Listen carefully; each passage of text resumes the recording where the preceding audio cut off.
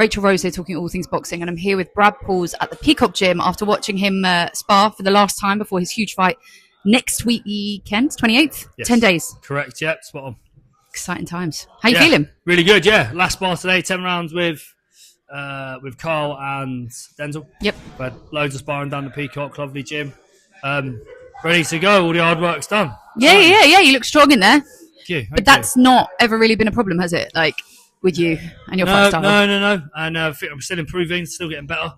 And this fight, I've got to step it up, and that's what I plan to do. So obviously the card was pushed because it was meant to be in January. Yeah. You were on the original card. Yes. So you were building up to that. You had to go through all the process through Christmas and New Year's and all of that. Yep. And then everything got moved. How was that? Did you get any time off after the pushback? Because obviously it was quite close to the fight as well, wasn't it? Yeah, it was not 9 days out. Sacrificed my Christmas, lost weight over Christmas for the first time ever. Trained my ass off. And then, obviously the fight was postponed, which wasn't ideal. And I had to go and have a quick holiday. Because you can't live in that intensity of being peaking for a fight. You've sort of come down to come back up. And I'm really glad I did, because I feel amazing now. I had a little rest. And then we're straight back into camp mode. And it was another 8-9 weeks till the next date. So it was just like a normal camp. Yeah. And I think this is something that a lot of people don't understand, because they might see it as a little frustration or whatever, but actually on your nervous system, your muscles, your explosivity, like everything becomes very taxing. And like you see it in fights as well, where fighters might have an amazing camp, but if they've done back-to-back camps for different fights, that actually their nervous system just switches off and they can't perform. So people won't understand what it takes to actually get to that point where you peak, to then come down, to then build up to your peak again. Like, that's a whole science. Yeah, it feels counterproductive is to take your foot off the gas and you think, oh, a fight coming up. But that's where, if you have a good team, good coaches, you know how to manage the workload. It's gone great. I feel amazing getting PBs in camp and doing the rounds with high-level sparring, and it's perfect for me. So everything for a reason. I think it's going to work out better off. Yeah, absolutely. So I said to you earlier, it was like, you're a stressful fighter. And what I should have said was you're an exciting fighter. But I rewatched your last couple of fights on the train a couple of days ago just to remind myself of your last performances, because I like to do that before I see fighters. And I was getting so stressed because you're unpredictable. You always put on an exciting performance. Thank you. You've got the dig deep ability. You come at your opponent, but it's this. I feel like with you, and forgive me if you don't feel like this is a fair assessment. Like, you get better as fights go on. Like, it's like you start to come alive more. You go through the gears, but also you become more relentless. It's like you get in your opponent's head because they don't understand why you're not slowing down, and why you're getting better as the rounds are going on. I can see there's like mental switches that happen, and obviously you do hurt them, of course, but there is like a mental thing with you. Yeah, definitely. I know I'm a gritty, resilient person. We'll never pack it in, and I think working a game plan is essential at a high level. I like to take something out of my opponents in the early rounds and then push on mid to late. It's normally my style. I'm not a Floyd Mayweather, never get hit type of fighter. I will take one to try and give two. There's a couple of black. And hopefully the crowd likes that sort of style, and I think that's why I keep getting invited back to these big shows. So, more of that to come. Yeah, because they are really exciting fights, like regardless of any of results. I mean, your second, your first fight with Heaney was amazing, but your second fight was really exciting because obviously that was a huge moment with you, and you can tell by the emotions in that performance. Like, how did that feel? Because obviously you'd already gone 12 rounds, you'd already gone through it, and it came out a draw. Yeah. So that must have been such an emotional roller coaster. Then go through it again and actually come out the one on top. Yeah, it was. I'd say it all the time. It was the best night of my whole entire life. I achieved my childhood dreams, and to do it in that fashion, with that build-up with the draw first, controversially, and then to do it in a conclusive way where a stoppage is definite, there's no debate at all. To do it in that fashion in the last round just makes me smile speaking about it.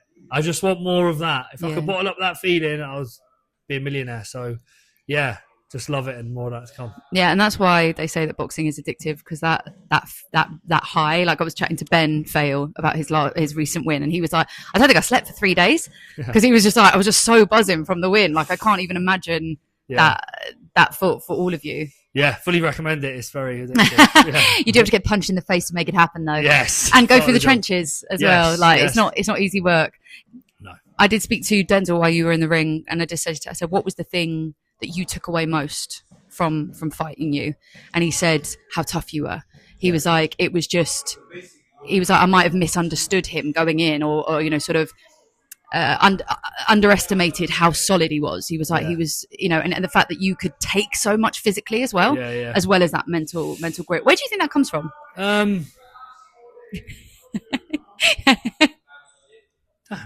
Dan Aziz just wanted to come up and see what we were doing. I think it's a really good question. I think I'm just a bit stubborn. Like, I've only made it this far because I just won't pack it in. Yeah. And I think if you're going to live by the sword, you've got to die by the sword. If you're going to call yourself a fighter, and if in anything, the way you do anything is the way you do everything. So if you ever quit in anything else, that's how you're going to be in these tough situations. And for me, like, I'll just never pack it in. If a run gets hard or track gets hard, you're going to see me stop and go, oh, it's hard, I've got to stop. Boxing's not like that. Boxing's the last purest gladiator sport where you can't have that weakness in you at all. Any of that, and you're finished, you get stopped. So that's one of my strengths. And for as long as you'll see me box, you'll never see me pack it in. You'll never see me, I've had enough, because I just don't have it in me. Do you think you can teach that? Or do you think you're born with it? That's really good. You've got some good questions today. I think it can be developed. I think if the evidence is always you never packing it in, you can build on it. But I don't think everyone's cut out for that. Yeah. People, if you look at all the boxers in the gym here, they're not a normal type of person, really. They constantly seek danger, put themselves in uncomfortable... They're all tapped. Brad. You've got to be tapped. Everyone's tapped. Tapped. Me and Dan Aziz were saying this at the beginning of the session. You've got to be, who would pick a job where I'm going to starve myself and fight someone and risk getting brain damage? Like, what fun! A little bit mad. I should have been a ping pong player. Lovely, absolutely lovely. But but then at the same time, as tapped as you got to be, no other sport will give you that feeling we were talking about. So they come together, and yes, boxing's not for everyone, but it's a certain type of person who can do it. I agree. I had, because I was telling you, I've got a heart problem and stuff, so I never got carded, couldn't have a fight career, kept pushing, never happened. And then I managed to do a white collar because that was the only way I could do it. So Amazing. I did one in 2022 because I was just like, I've got to do it once. And I made a bargain with God. I said, if you let me do it once with no dramas, no issues through camp, no issues with my heart, let me do it once. I promise you I'll let it go. Yeah. Obviously I didn't let it go. I then became obsessed in different ways, but I did the fight, and there was this moment in the first round. She hit me really hard in the first round, and I was like, wow, what the fuck is wrong with me? Okay. So I sat down in the corner, coach was talking, no idea what he was saying. And I had that moment where I was like, right, I've got two choices, which is I throw in the towel because this is really hard. This is harder than anything I've ever done in my life.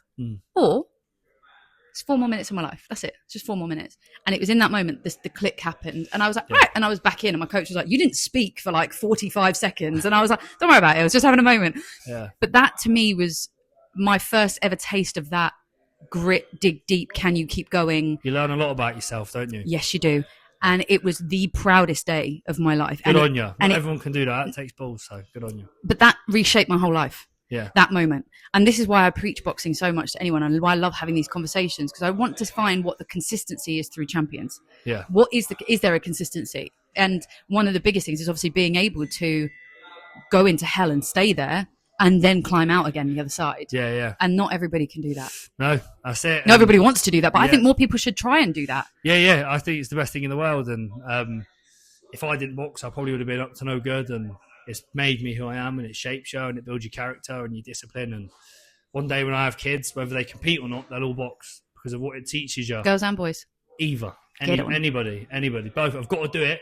And especially for a girl, it's a good skill to have if you ever were to need it. Mm-hmm. You'd rather have it and not need it, and need it and not have it, just in case. And you know what? Since boxing, like consistently boxing, rebuilding that confidence in myself, I pull my shoulders back differently because I just know my body. But I never want to be in a situation where I have to defend myself. Yeah. But the difference is now I know I could. It's good for you. And interestingly, it has deterred negative attention because of an energy that I walk with. Yeah. I don't know what it is. So teaching it and for girls to know it is better than... Amazing. Yeah, you feel superhuman. And in most situations, us boxers, we're probably going to be all right. If we was ever found in a difficult situation, we're probably going to be sweet.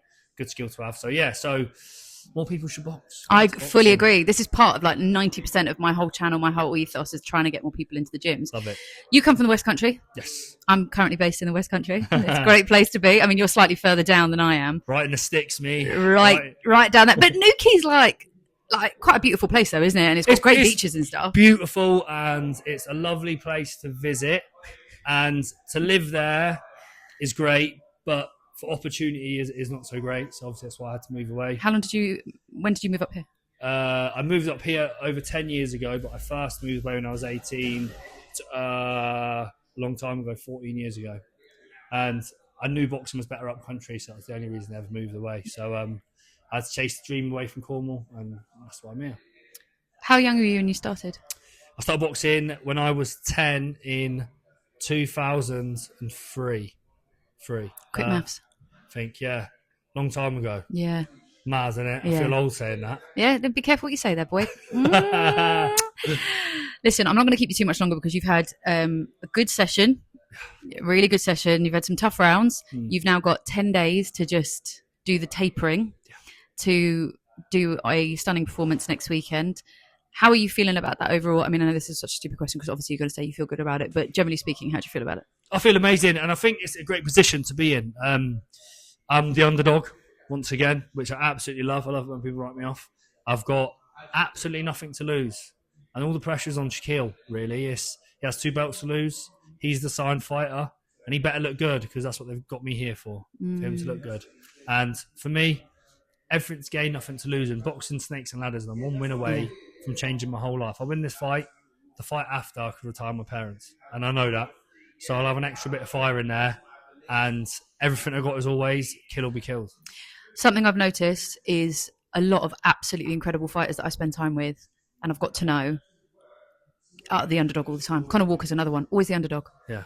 Every performance is still the underdog. Like going in against Pat McCormack, underdog. And look at, I think there is a beauty in being underestimated sometimes, because actually a lot of the best fighters that I've met are the best people, firstly, because they don't get affected by being the underdog, and they always come through with something special because they always know they've got something to prove but nothing to lose. Amen to that.